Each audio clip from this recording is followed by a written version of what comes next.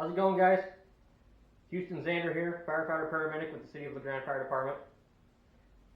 We're going to go over today turkey calling basics.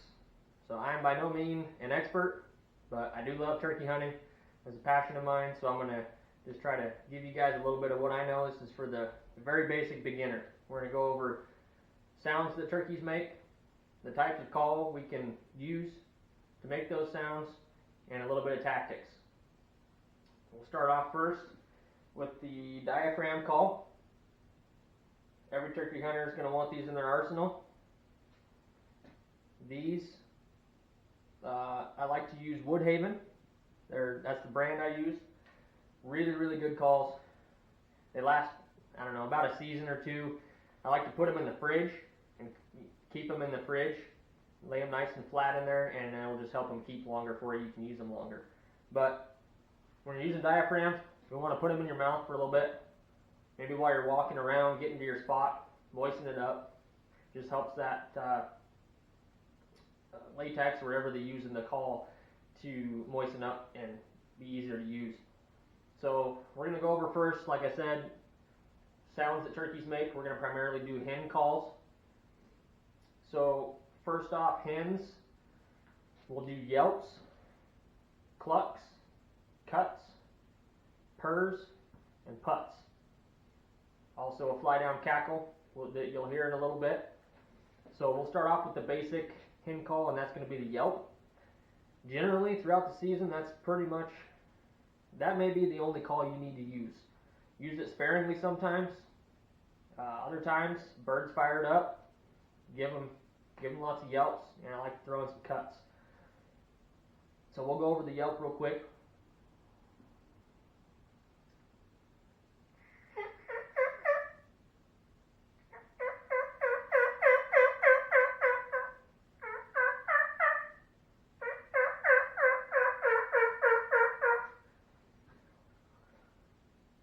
Just like it sounds when you're saying it, yelp, yelp, yelp.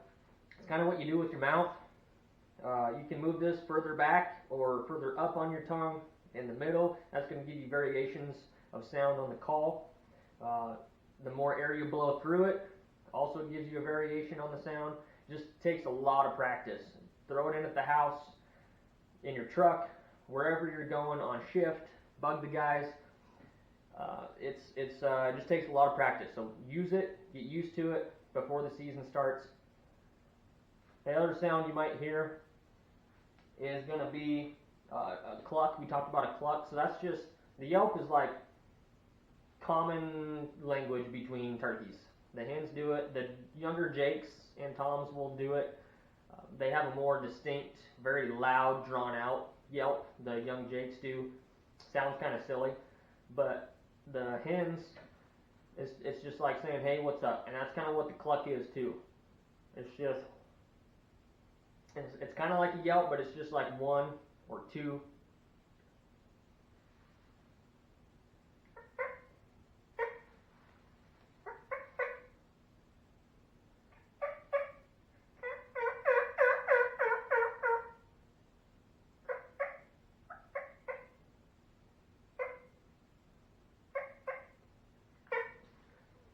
So those are clucks, and that's just relaxed, calm atmosphere. Lets the gobblers know they're relaxed. There's hens there. They're talking amongst themselves. Nothing to be worried about. The other thing you're going to hear that you don't want to do, I learned this the hard way, is the putt. It sounds a lot like a cluck, but it's different. So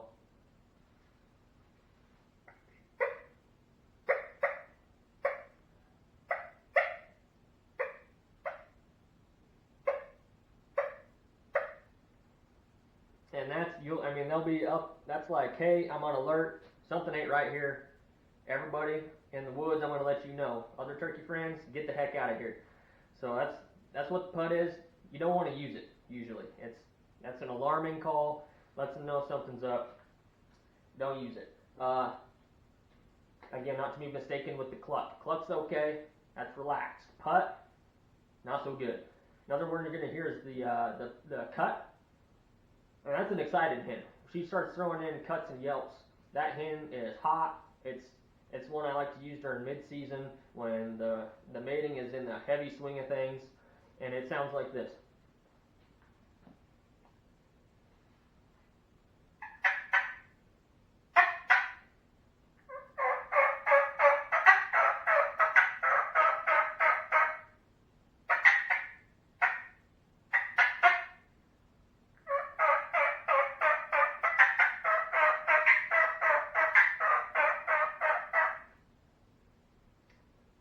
Those long yelp runs with some cuts thrown in, or just plain cuts, that's a hot and bothered hen, and I like to use it mid-season. Get that gobbler to come in. He may be stubborn and hung up. You start getting excited and get him excited, and it's a good combo to use. So another one you may hear sounds kind of similar to that, to fly down cackle.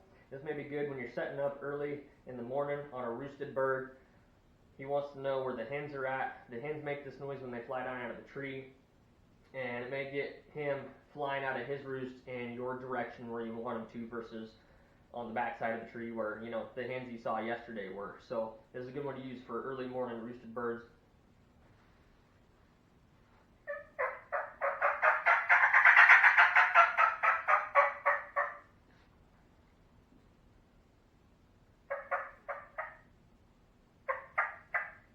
Throwing a couple cuts or yelps with it. Maybe another one will fly out of the tree.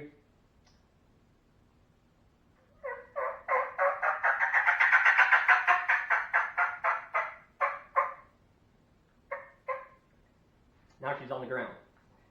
So those are some of the basic calls I wanted to go over.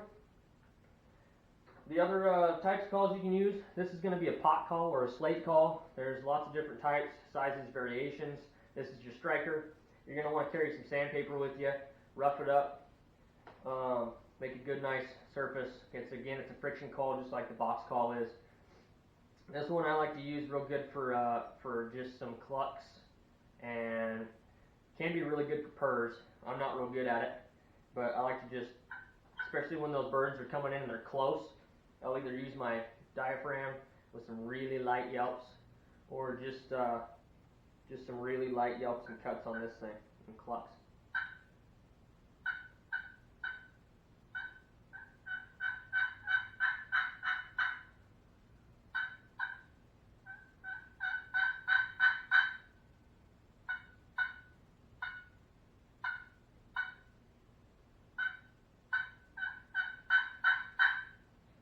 So that's going to be your pot call. Good for those close birds. If you want to reach out there, try to shot gobble a bird or get him to answer when he's way far off. You've done your light calling. That's another thing you want to do when you're approaching some area, especially if it's a new area you're trying to locate a bird. Soft calling first, and then work your way up for those birds that may be out of distance that can't hear you, especially if it's a windy day. Box calls, real loud. To me, they sound the best.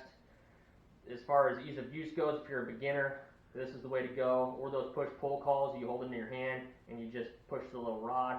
That's foolproof. You can't go wrong. You can't mess it up. It sounds great. It's going to work. Box call, you're going to want some chalk. Some of them are chalkless. This one takes chalk. Again, it's a friction call, so it needs that to rub against. Hold it either way. This way. This way.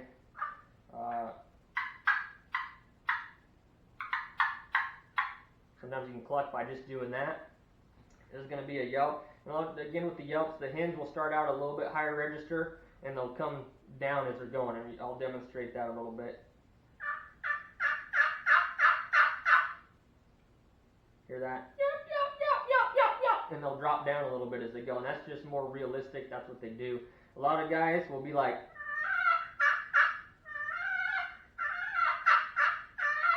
and they don't do that. Don't drag your call. I've never heard one do that. So, and that's kind of what I've been taught, is that they just don't make that sound. So that's something not to do. Good yelp though. Usually I don't do long yelp runs. Some guys will just out there.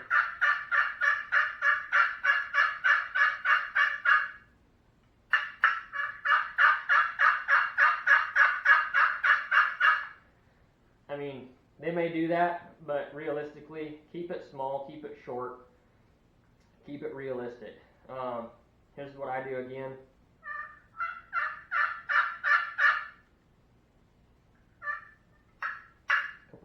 couple cuts with it.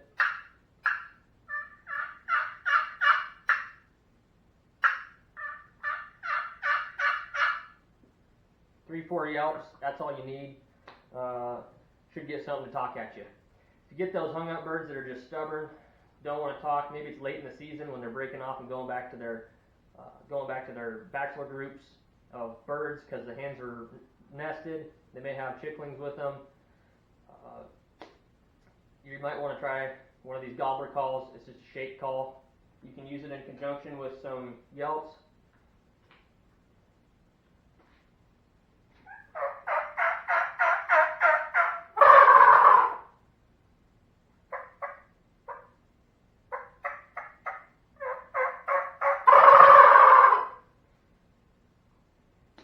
And that may be just enough edge of what you need to sound realistic to get that gobbler to pitch off and get him talking. So, yeah, I've touched on some tactics there. Again, early season, soft, light yelping, very light. They're just getting active. Keep it short, keep it sweet. If the gobbler honors you and talks back, you may just want to shut up. He knows where you're at. Let him come in and let him talk to you. Then he'll start gobbling more when he's not hearing you, and he'll get frustrated and he'll want to come in and find out where you are because he heard you and now you're not talking. So that's kind of a tactic I use mid-season when everything's hot and heavy, like I said, especially if I got a bird that's just firing off and gobbling. Maybe he won't come in right away. Get heavy on the box call, on the yelps, on the cuts, especially the cuts. That lets him know that you're an excited hen. You want to play. He'll come in and find you, and that's when it gets fun. Late season birds, again, are real tough. They can be good because they may be looking for hens that are already, or breaking off of their hens that are already sitting on nests. They've already been mated, and he's looking and branching out. Now he's wandering around all over the place, gobbling, looking for anything, and that may be a good time. Late season, that last week or so, they're going to be going back to their bachelor groups. You may just need to stick with the gobble, or just try to set up in an area that you know that they are and hope that they come through, or maybe just really light yelps if he's going to gobble at all. They can be pretty hard to get in. So that's kind of the basics of what I know, the calls I like to use, your typical calls. Get out there, do your own research, practice a lot, find what you like, find what works for you. I've learned a lot of this just through going out and hunting and being out there listening to birds. I've been busted so many times and had so many close calls, and every time I just learn a little bit more. So they're sneaky critters. They've got really good eyesight. You want to be very well camouflaged. You want to be silent. You do not want to move, and you want to sound like a real hen. So practice, and good luck to you guys. Hope you get out there. Hope you enjoyed this video. Stay safe out there, and we'll catch you next time.